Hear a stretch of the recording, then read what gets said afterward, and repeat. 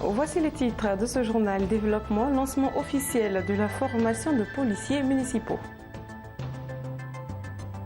Gestion publique, classement des pays africains dans l'indice de perception de la corruption 2015.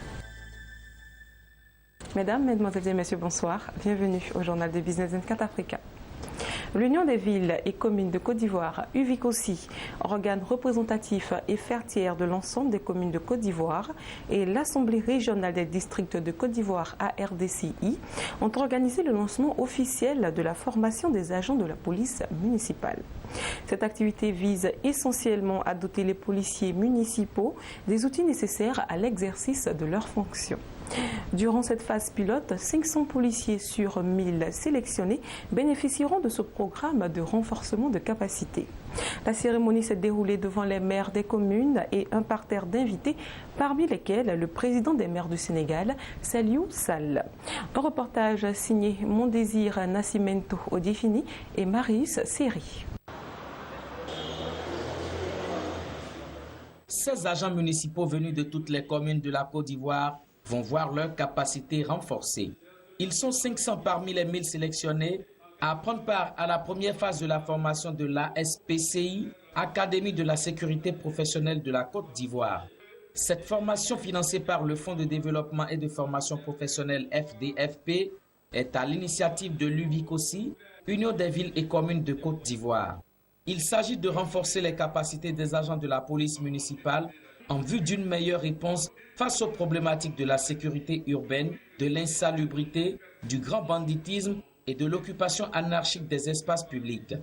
Il s'agit d'un partenariat par lequel le Fonds de développement de la formation professionnelle a accepté d'accompagner les maires dans leur quête de disposer de collaborateurs bien formés pour une meilleure satisfaction des attentes de nos concitoyens qui ont placé en nous leur confiance. Cette dynamique se veut d'instaurer une décentralisation policière s'articulant autour d'une police centrale d'État compétente et organisée sur l'ensemble du territoire national.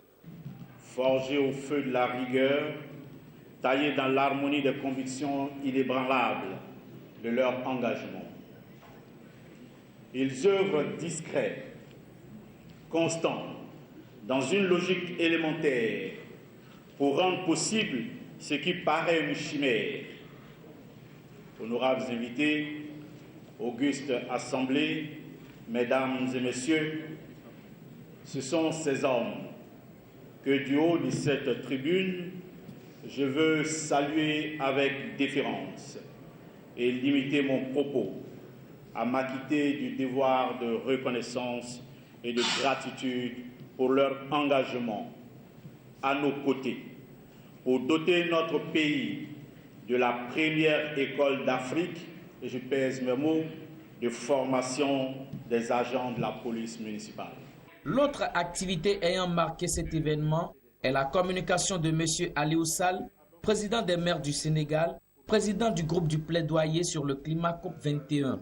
Sur ce point, il a été question d'une sensibilisation des autorités ivoiriennes sur les questions se rapportant à la prise en charge des problématiques liées au changement climatique dans le cadre de la mise en œuvre prochaine de l'accord de partenariat de l'Association internationale des maires francophones, AIMF, Commission européenne 2015-2020.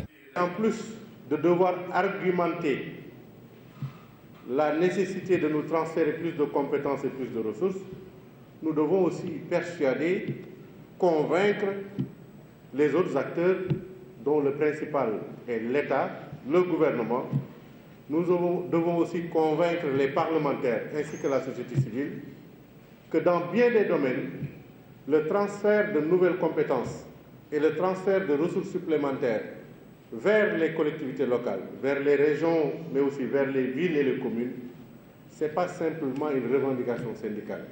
C'est une nécessité parce que dans bien des domaines, l'action publique elle est plus efficace et plus efficiente quand elle est conçue et mise en œuvre à l'échelon local. L'Association internationale des maires francophones AIMF est l'un des 4 opérateurs de la francophonie. Elle accompagne les collectivités locales dans le processus de décentralisation et dans la mise en œuvre des politiques d'aménagement urbain au service de la réalisation des objectifs de développement durable. L'entreprise de technologie allemande Siemens renforce les capacités du laboratoire de l'établissement supérieur d'excellence INPHB.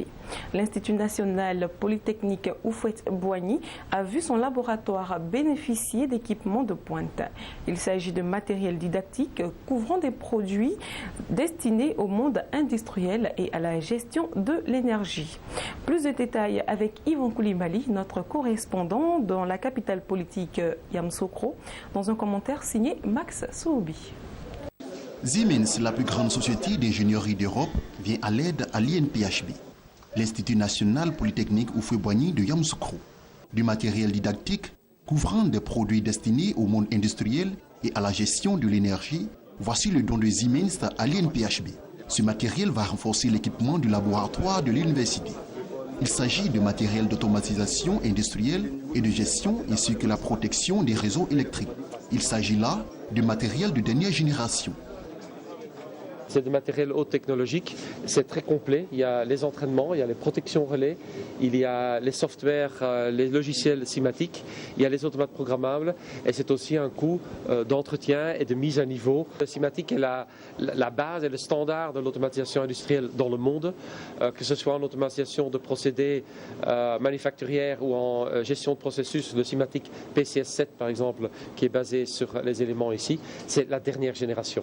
Et donc nous allons aussi entretenir cette génération et nous allons faire les modifications nécessaires qu'on soit toujours à la dernière génération. Pour le directeur général de l'INPHB, Kofi Nguessan, le don de Siemens vient à point nommé. Il va permettre aux étudiants non seulement de développer leurs compétences, mais aussi de se familiariser avec le monde de l'entreprise afin qu'ils puissent plus facilement choisir leur voie et donner le meilleur d'eux-mêmes. Ce don en équipement de pointe de la société Siemens est le fruit d'un partenariat signé pour 3 ans l'année dernière avec l'INPHB. Ce partenariat comprend non seulement l'équipement, mais aussi la formation pratique des étudiants ingénieurs. Si vous voulez mettre des étudiants compétents sur le marché du travail, il faut qu'ils travaillent sur des équipements nouveaux, sur des équipements de dernière génération, comme l'a dit le directeur général. Et c'est cette chance-là que nous avons eue pour équiper cette maison et je voudrais vraiment lui témoigner toute notre reconnaissance. Vous savez, ce n'est pas un coût. En numérique, là-dedans, il y a des équipements, la technologie, mais il y a aussi des logiciels et il y a tout ça qui est intégré. Donc, c'est vraiment des équipements qui coûtent relativement cher.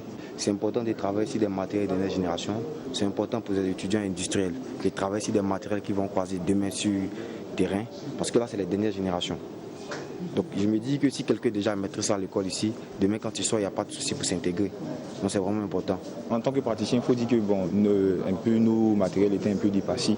Voilà, donc si maintenant vient là, en guise de, si on veut voir, mise à jour de notre matériel, et puis bon, c'est de bon augure, quoi. Siemens, il faut le rappeler, est un groupe international d'origine allemande spécialisé dans les hautes technologies et présent dans le secteur de l'industrie, de l'énergie et de la santé. Le groupe, dont le siège est à Munich, est le premier employeur privé allemand et la plus grande société d'ingénierie en Europe.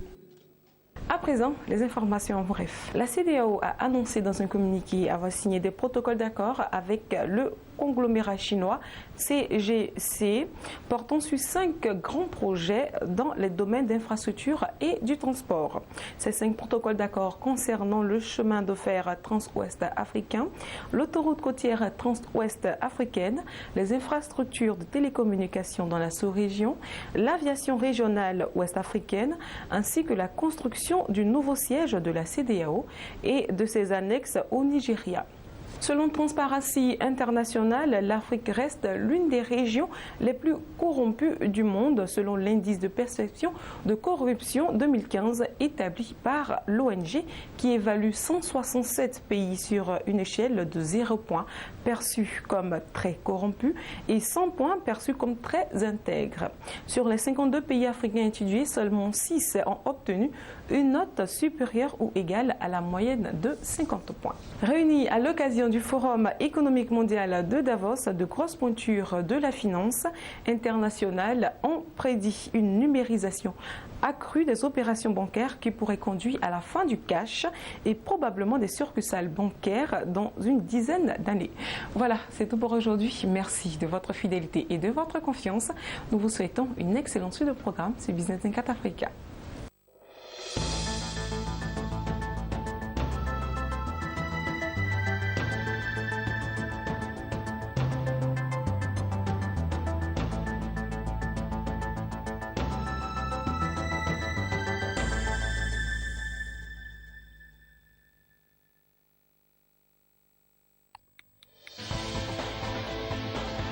Business 24 Afrique.